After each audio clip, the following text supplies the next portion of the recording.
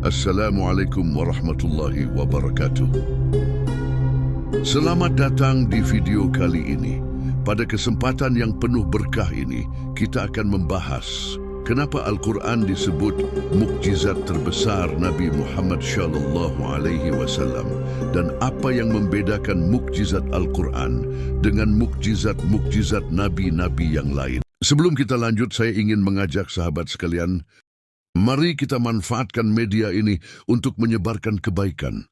Dengan subscribe, like, dan share video dari channel-channel dakwah, baik channel ini maupun channel-channel dakwah yang lainnya. Anda sudah berkontribusi dalam menyebarkan pesan-pesan Islam yang penuh hikmah. Semoga setiap amal yang kita lakukan, sekecil apapun, mendapat balasan kebaikan dari Allah Subhanahu wa Ta'ala. Amin. Apa yang membuatnya begitu istimewa?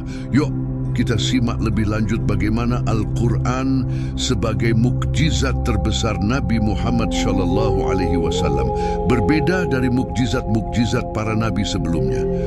Yang pertama, kenapa mukjizat Al-Quran dianggap lebih istimewa dibandingkan mukjizat-mukjizat Nabi Muhammad SAW yang lainnya, yaitu keabadian mukjizat Al-Quran.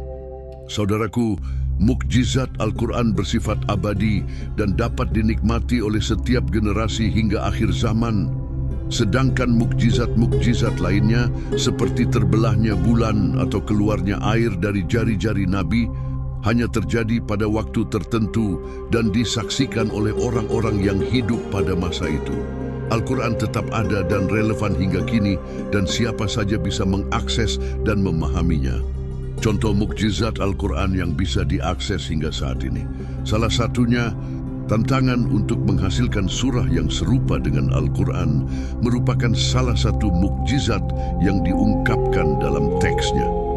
Konsep ini menunjukkan keyakinan bahwa Al-Quran adalah wahyu ilahi yang tidak dapat ditandingi oleh karya manusia dalam hal keindahan bahasa, kedalaman makna, dan kebenaran spiritual. Al-Quran secara eksplisit menantang umat manusia dan jin untuk menghasilkan sesuatu yang serupa.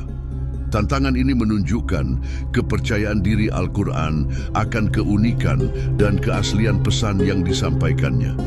Al-Quran Surah Al-Baqarah ayat 23 yang artinya, "Dan jika kamu ragu tentang apa yang kami turunkan kepada hamba kami, Muhammad, maka buatlah satu surah yang serupa dengannya dan ajaklah saksi-saksi kamu selain Allah, jika kamu orang-orang yang benar." Ayat ini jelas menunjukkan tantangan untuk menciptakan surah yang serupa dan merupakan bagian dari argumentasi Al-Quran untuk membuktikan kebenarannya.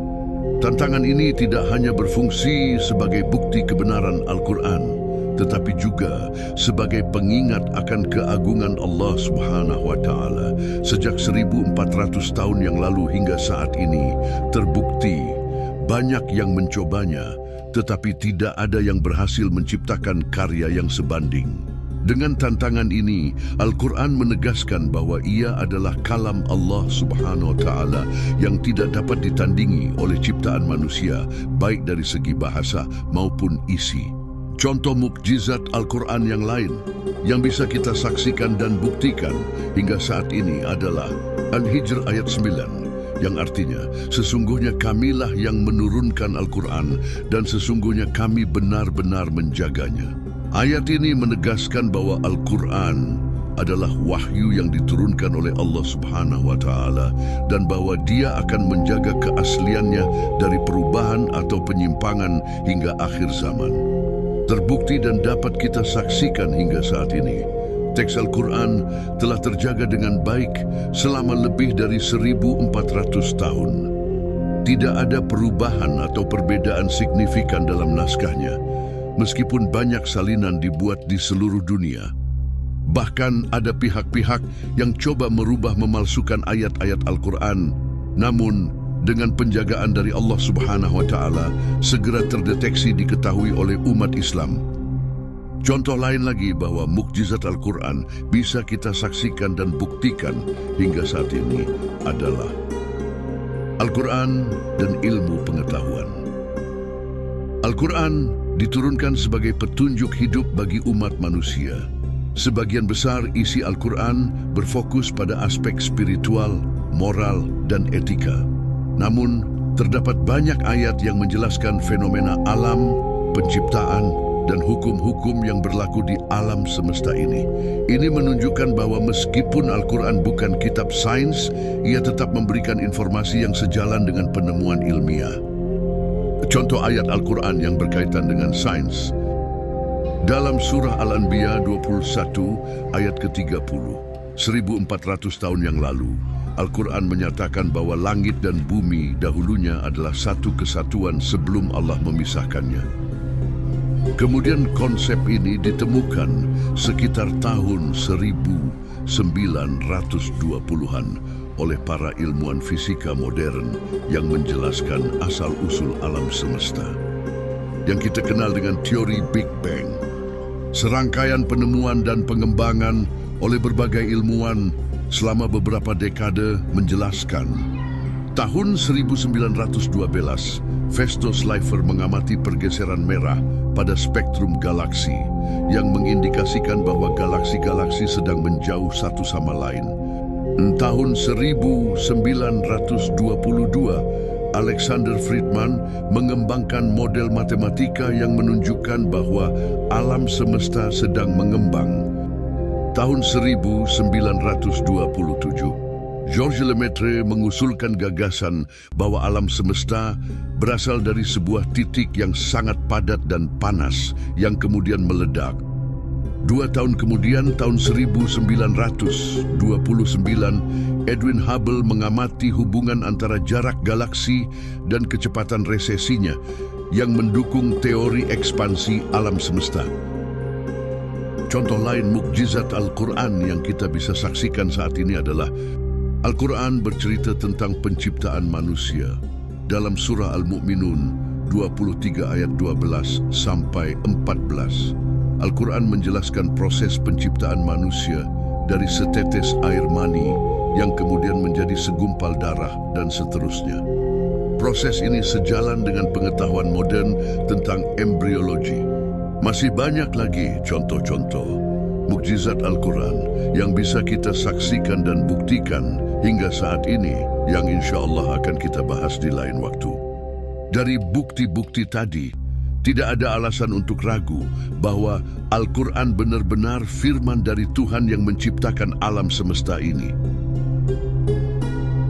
Mari kita lanjut ke pembahasan berikutnya.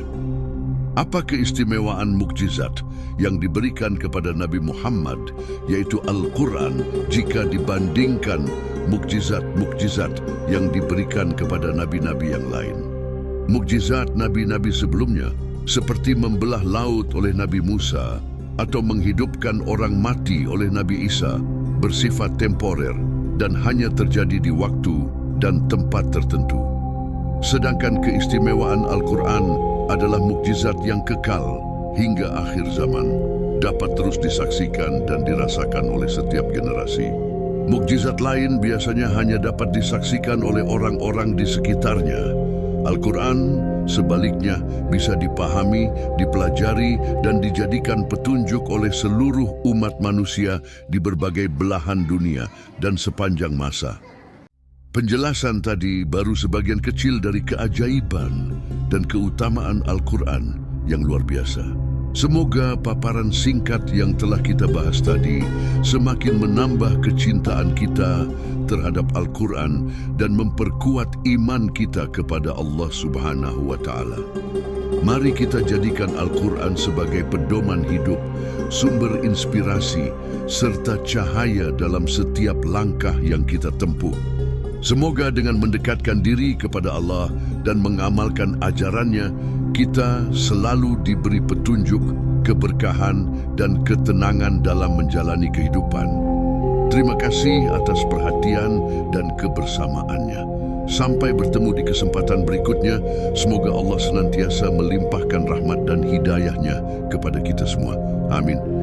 Wabillahi taufiq wal hidayah. Wassalamualaikum warahmatullahi wabarakatuh.